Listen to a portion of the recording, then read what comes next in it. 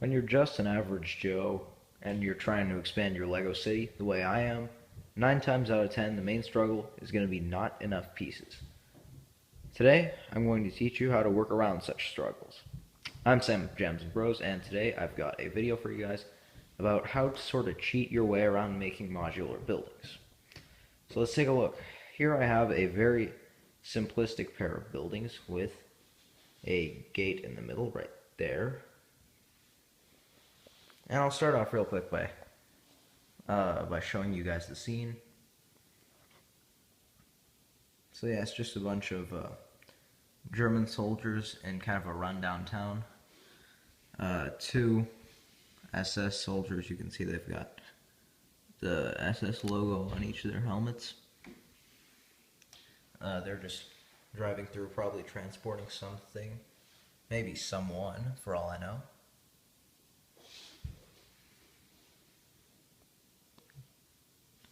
Yeah, just some various paratroopers throughout the set. Let's take a look at some of the corners I've cut here. Neither of the buildings have interiors, and honestly, oftentimes you don't actually need to make sides for the building unless they're, well, it's probably good to, considering they make excellent foundational supports. But this one does not happen to have a wall right here. That was something I did simply because I lacked the bricks to do so. So, I worked my way around it. Also, in these old towns, don't try to use, look, I've tried and failed to use one color. Yeah, don't even try that unless you've got a massive collection. Just go with, various shades of colors.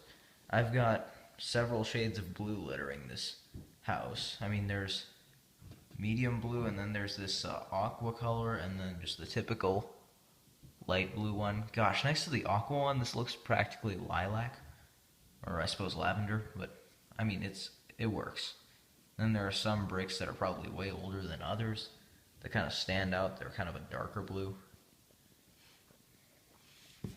So, what else have I done? This gate here was simply installed because 1, I thought it'd look cool, and 2, I thought it'd look cool and give me a method to kind of cheat, I guess, in a sense, because as you can see, that's 9 studs less, I guess, building space, because this building is actually only 8 studs wide.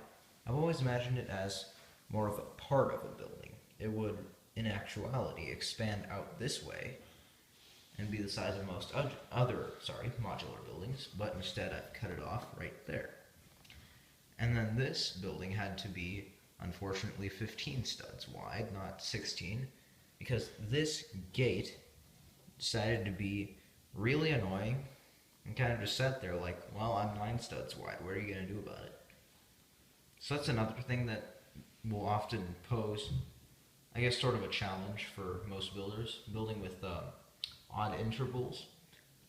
I can tell you with one of the modulars I'm currently designing right now, that I'm actually cutting less corners with and trying to make more good looking. I've already had to deal with a lot of odd numbers, and I must say it's really hard to do, but there will always be ways to work around it.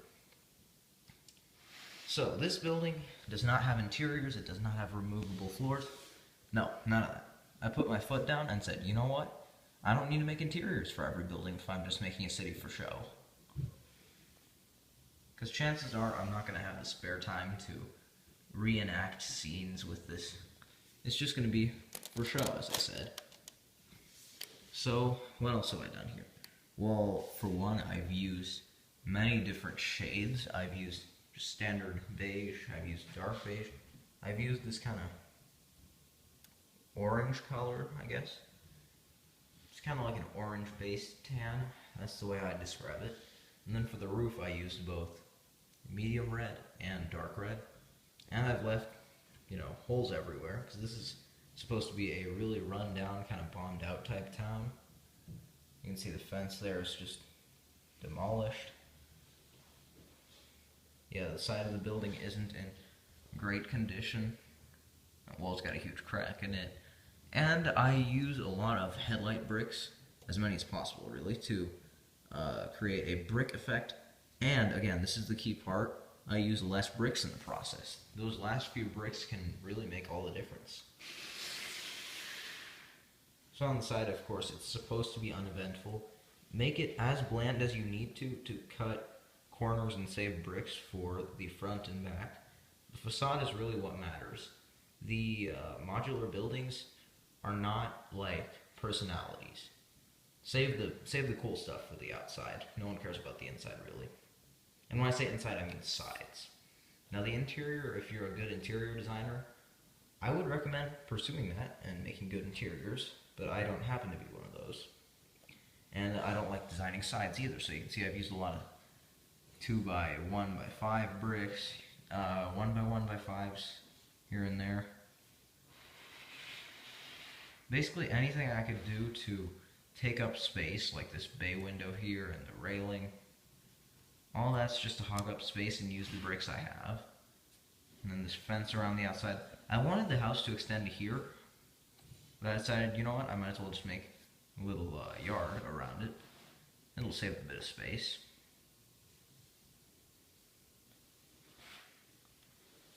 So those are just a few little ideas on where you can, I guess, slack off with these buildings. And I hope this tutorial helped you. If it did, make sure to leave your feedback or your stories down in the comments. I would love to hear them all. I try my best to respond to every comment. And with that, I think I'll close the video off. Thank you guys ever so much for watching, and until next time, this is Jams signing off. Stay classy.